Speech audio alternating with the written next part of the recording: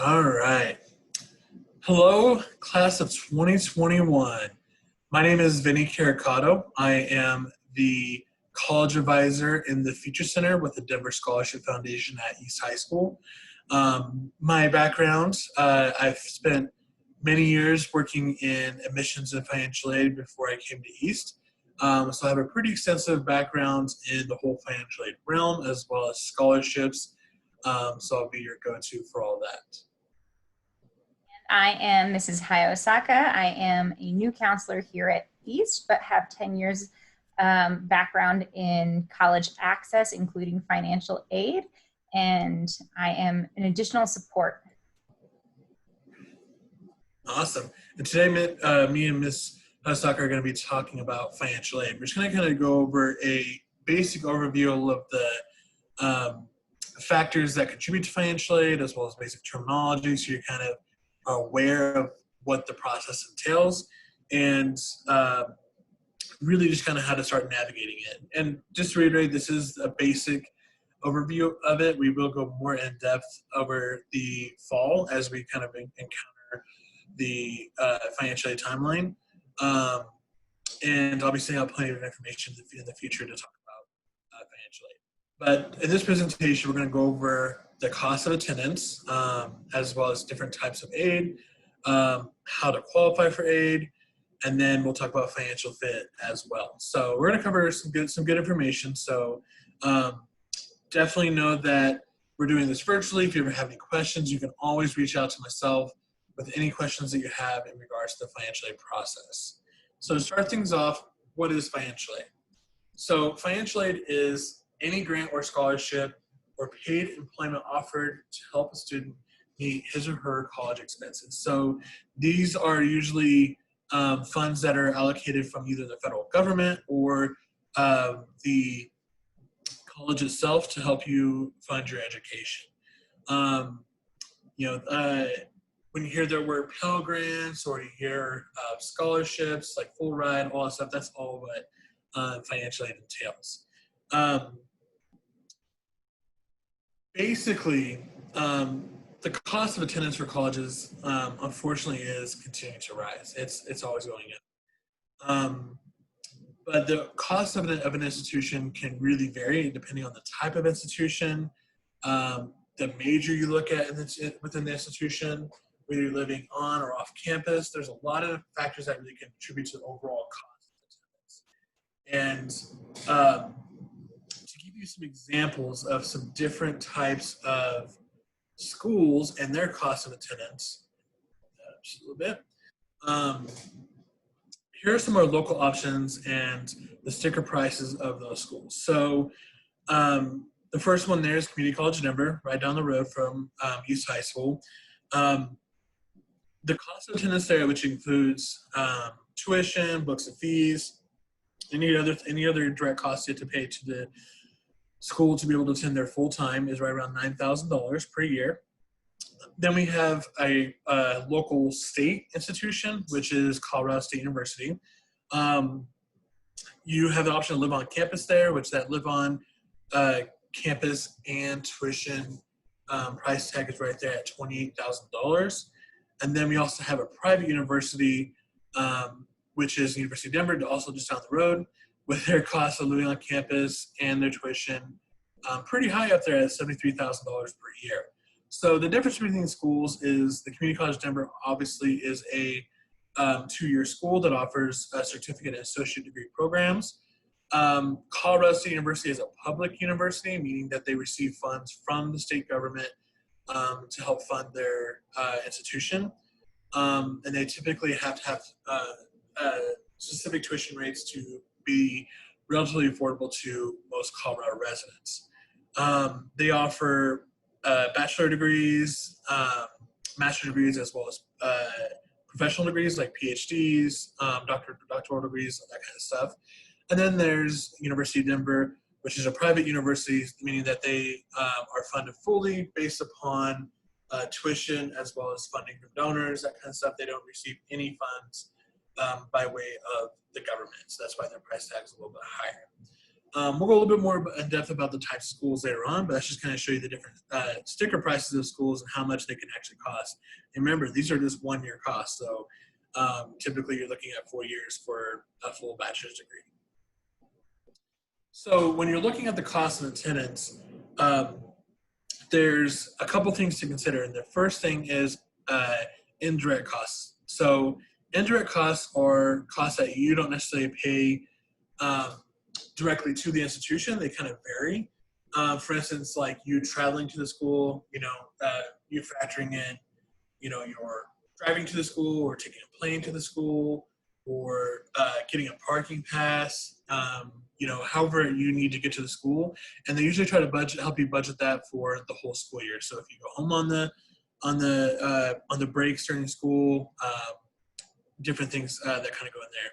Personal expenses, that kind of helps you budget for like living on your own. So like toothpaste, laundry detergent, meals, other things that, just kind of contribute to your overall just daily living. And then books and supplies is also an indirect cost because they're not necessarily a set amount. There's a lot of ways you can go about books and supplies. You can get books used, you can get them new. There's a lot of different ways you kind of save in that regard. But then there's the direct costs, and these are costs that are billed directly to the students' accounts from the university, and they have to be paid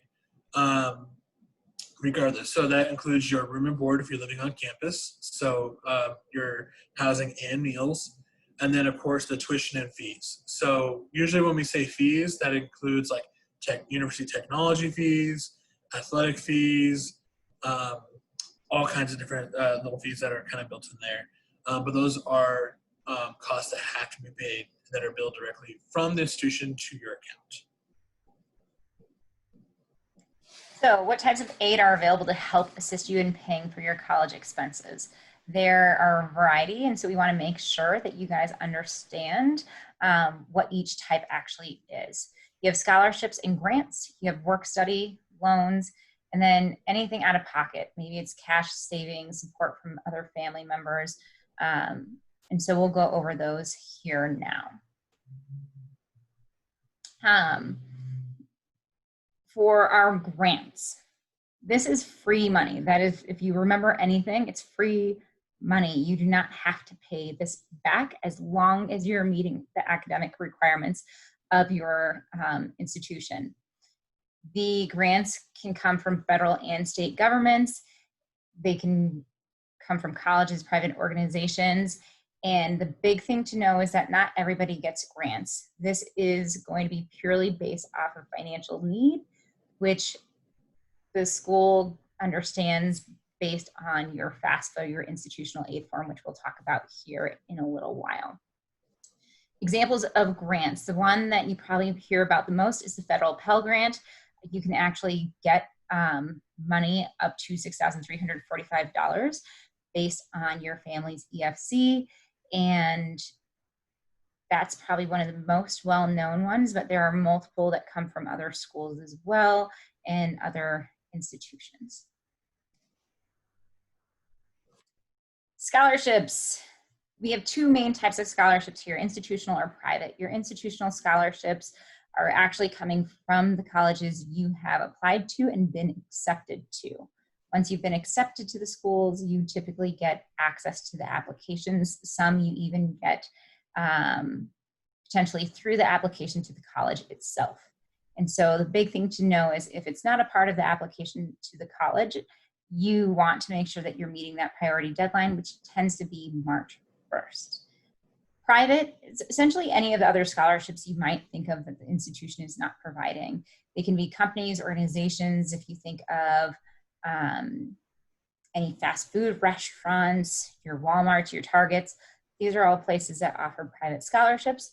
They can be based on various criteria, some listed there, GPA, religion, being a member of a credit union, or even working at the company that is providing the scholarship. And these deadlines are set throughout the year. And so it's important to make sure that you're paying attention to those. Cool. So one scholarship I want to highlight that the Denver Scholarship Foundation actually awards is our DSF scholarship. So it is for DPS graduates who are planning on going to either a technical school, community college, or a four-year university within the state of Colorado.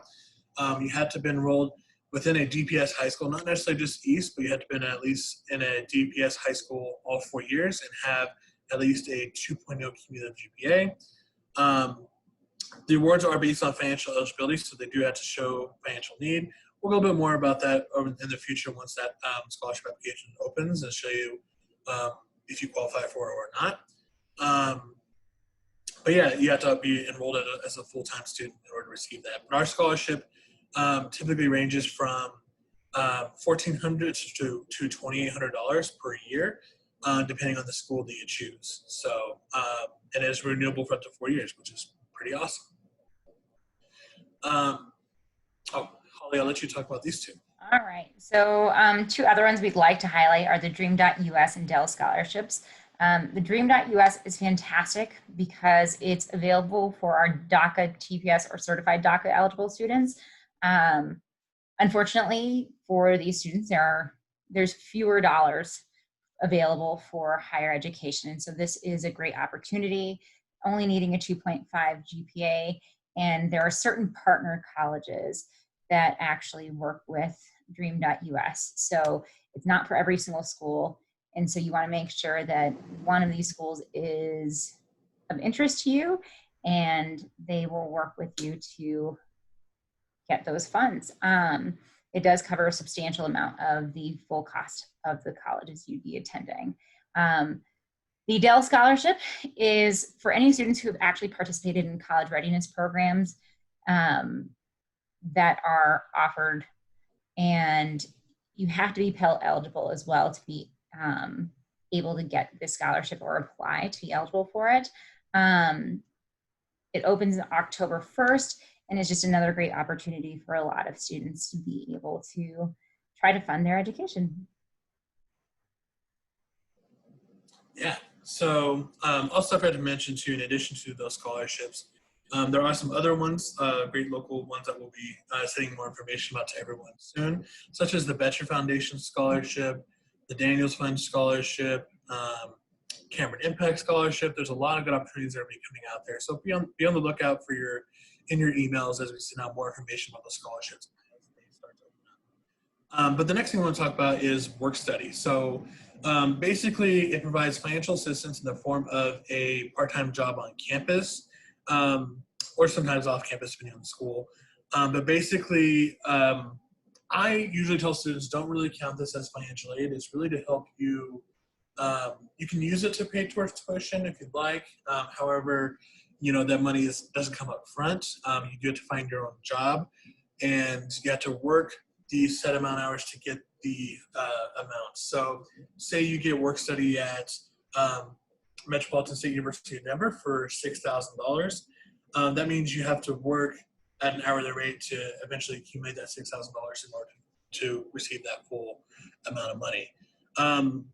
But it does go directly to you, and it helps you pay for some of the indirect costs. So if you are paying rent, or if you need to buy a new laptop, this is a great way to kind of get some extra money in your pocket to help with the overall cost of living in general.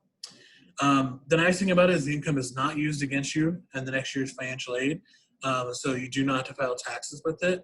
So that's definitely helpful when you're going to apply for more financial aid down the road.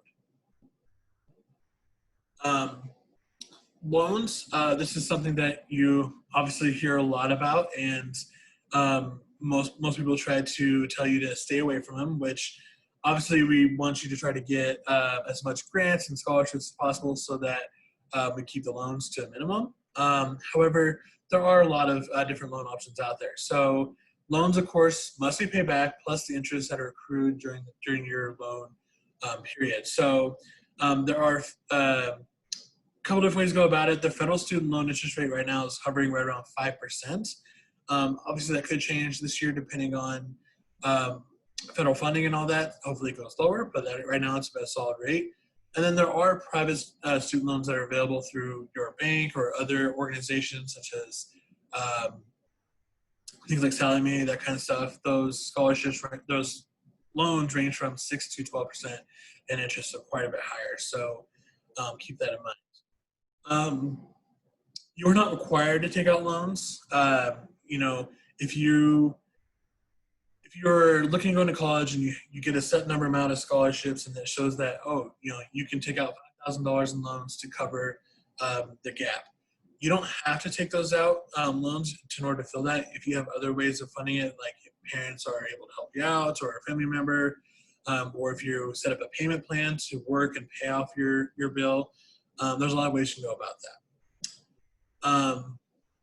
Some loans gain interest while you are in school. Those are the unsubsidized loans, meaning that as soon as you take out that loan and the funds get dispersed, they start accruing interest right away. But there are some that do not. So the subsidized loans, they do not start accruing interest until 6 months after you graduate from college, which is really nice. So saves you some money there. If you decide for some reason not to continue attending the school, or you do poorly, or you decide not to college anymore, you still have to pay the loans back. So just know that they are not forgivable in that regard. There are programs, obviously, after you graduate that can work towards student loan forgiveness. But if you decide not to go to college and you take out loans, you still have to pay those back. So keep that in mind too. All right, so there's tons of money out there. So the big question is, how do I actually qualify for financial aid? And in order to qualify, you have to actually apply. You have to apply every single year. That's how you're going to make sure that you actually get the funds for every single year. And we want to make sure you don't miss out by forgetting to do so. There are two main options. The first one is actually completing the FAFSA. So this is for federal money. That does mean that you need a social security number in order to apply, either by being a US citizen or resident. So you would go to the website, make sure that you include a lot of your finances, and this will qualify you for money. They don't actually give you money from the FAFSA itself. It just qualifies you for money and explains to each individual college how much money they believe your family can afford to pay for your education.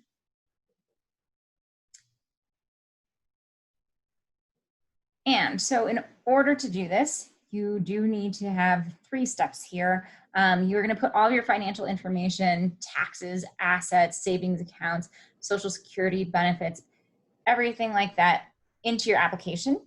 Once your application is actually submitted, then your individual institutions will determine this is how much money we are going to provide you, and they let you know how much that is by providing you with a financial aid award letter or package in which we can support you in reading.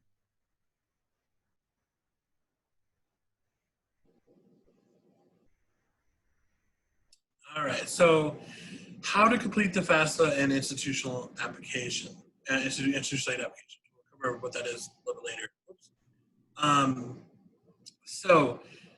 For the FAFSA, when you filled out, we will be using information based upon the 2019 tax year.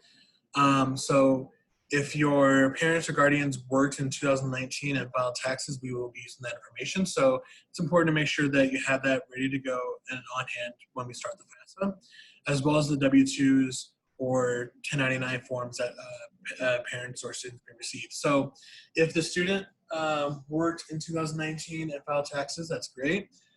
If the student worked in 2019 and is a dependent of a parent and made under $6,000, you're not required to file taxes, but you may need to provide your W-2s at some point for verification, which Ms. Hayasaka will go over here in a little bit.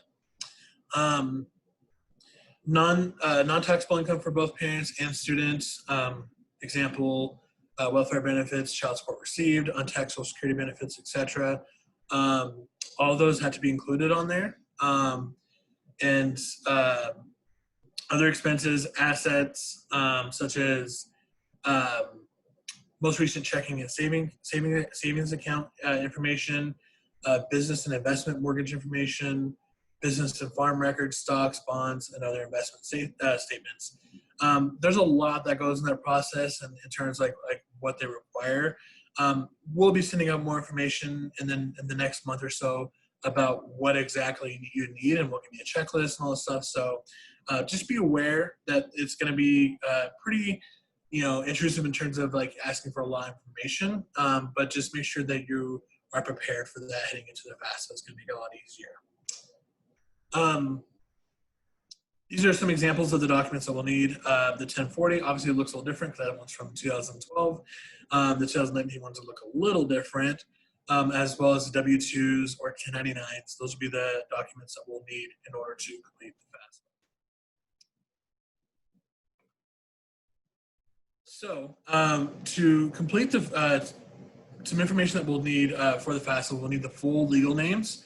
So you'll need to, if you're a U.S. citizen and or permanent resident, you'll need to provide your full legal name as it appears on your Social Security card or your permanent resident card.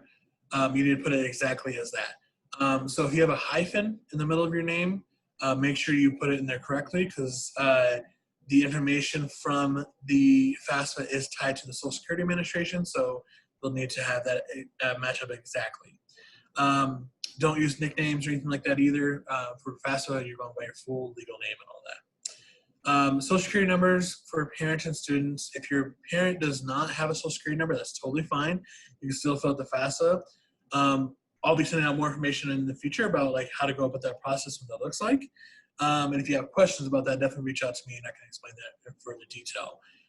If you're not a U.S. citizen, bring your alien registration card or a permanent resident card, because you are still eligible to fill the FAFSA if you have that status. Be sure to know your birth dates of your parents or guardians, as well as marriage dates or divorce dates if that applies to you as well. Those are all information that we'll be asking in the future, so just be aware of that. If you don't have a Social Security number, if the student does not have a Social Security number, I should reiterate that. The student does not have a Social Security number. You can qualify for in-state tuition if you have attended a Colorado high school for at least 3 consecutive years. So if you do not have a Social Security number, but you've been at East all 4 years, you can still qualify for in-state tuition here in the state of Colorado due to the asset bill. As of 2020, there's a new Colorado State Aid application that is going to be available to help you apply for grants and scholarships at some of our local colleges here in Colorado. But be sure to check in with me and the Future Center regarding updates, all the stuff as we roll it out. We'll definitely help guide you through that whole process, what that looks like. But for the Colorado State Aid application, that is for students who are do not have a Social Security number or have DACA status. It's very similar to the FAFSA, but basically it's a scholarship or a financial aid application specific for Colorado specifically. That'll apply to some of our state institutions here, such as like Metropolitan State University of Denver, CSU Fort Collins, CU Boulder, those kinds of schools. Students that do this do not qualify for federal aid, but this allows Colorado schools to award grants and scholarships for students that do not qualify for federal aid. Again, it's something new this year. We'll be sending out more information as we learn more about it as it comes out. So be on the lookout for that in your email box as well. All right, so how do you actually do this? The FAFSA opens October 1st, so some of us may want to jump right in. You cannot do so. The application will actually not be available until that date. Again, you will apply every single year, and we will have some kind of FAFSA workshops. Vinny and the DSF team are coming up with creative ways to get that done for us right now. And so big things to know too, FAFSA is a first come first served basis. So if you have the ability to, please make sure that your prior taxes are completed as soon as possible and are ready to go October 1st. If not, as soon as possible after that date to make sure that you're receiving the money that you are eligible for. The priority deadline is typically March 1st, but the earlier you get it in, the better. Just make sure that you're obviously checking deadlines for your specific schools when it comes down to it. So once you submit your FAFSA, you will immediately receive a confirmation page that has your expected family contribution. That's your EFC. And this is, again, just saying this is how much the government is saying we believe that your family can afford to pay for college. And this is the number that a lot of your colleges will be basing their financial aid packages on. You will also receive a student aid report a few days later. This will include essentially the summary of the answers that you provided on your FAFSA and include your EFC and whether you are Pell eligible or not. I think that's about it for that one. Okay, so once or after submitting the FAFSA, what happens once colleges finish reviewing everything and they feel comfortable with your financial aid, they'll say it's complete and give you your award letter. If they have any questions about anything they saw, you may be asked for verification of the information that you actually submitted. The process is random, and so it can happen to any student. Big things to know is that the schools will notify you directly stating these are the exact documents you will need to submit and provide you the ways in which you can submit those to them directly. Once those are actually submitted and the schools have had the ability to view them, you will then receive your award letter in that case.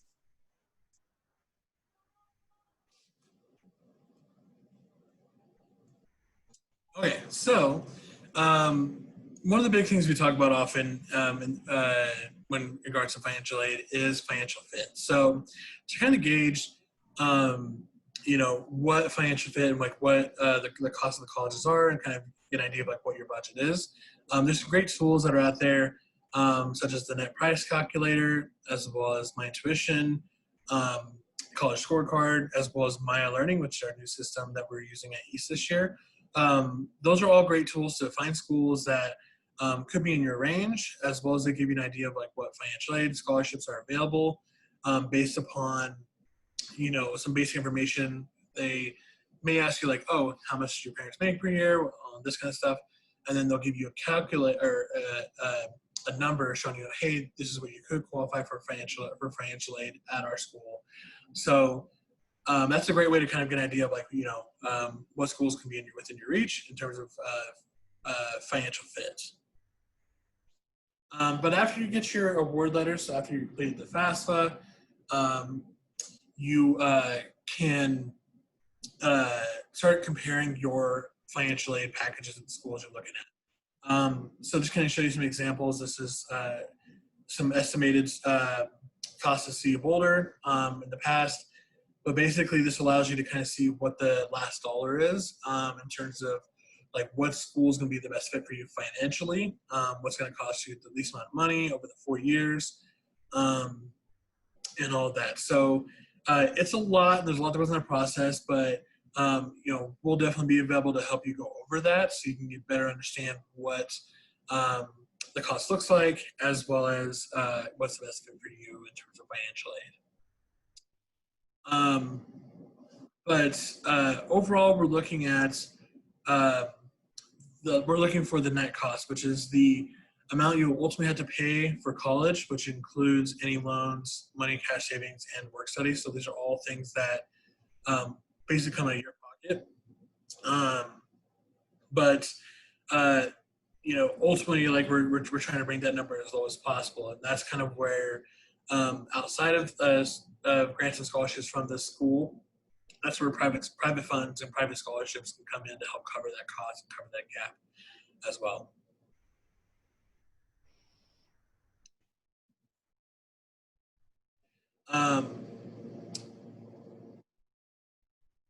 So when you're looking at colleges, there's really three things that should be considered in terms of your overall fit for a college. So First thing, of course, is academic fit, making sure that the school's got programs that you like, that you want to study. Make sure it's just got all the programs you're looking for. Social fit, is it like you like being at a big school, small school, private school, public school? Do you like having football games go to on the weekends, or do you like having smaller class sizes? Does it have fraternity and sorority life? Those are all things to consider your social fit. And then financial fit, which usually I like to see that as a little bit bigger of the circles, because financial fit usually drives the conversation for the other two. Because obviously you don't want to get into a large amount of debt for college. You want to try to keep that down as much as possible. But those are all things to consider whenever you are applying for colleges. But yeah, the best fit overall is make sure you're taking in all three of these factors and they're all fitting for you, which will be able to help you kind of determine as we move forward. Now, we just went over a lot of basic information. There's more to this process and things that we want to cover in the near future, such as the CSS profile and a few other financial aid applications and different opportunities. So be on the lookout in your emails. We're going to be sending out more information soon. And we're here to guide you through this. So this process is very confusing. There's a lot that goes into it, but in the Future Center, we're experts and we want to help you navigate this process and make it as seamless as possible for you and your family. So if you do have any questions, please feel free to reach out to the Future Center so we can help you with your financial aid journey. But we want to thank you for your time, and we can't wait to serve you guys this year. Hopefully, with the given circumstances, we can make it as great of an experience for you as possible. But we look forward to working with you.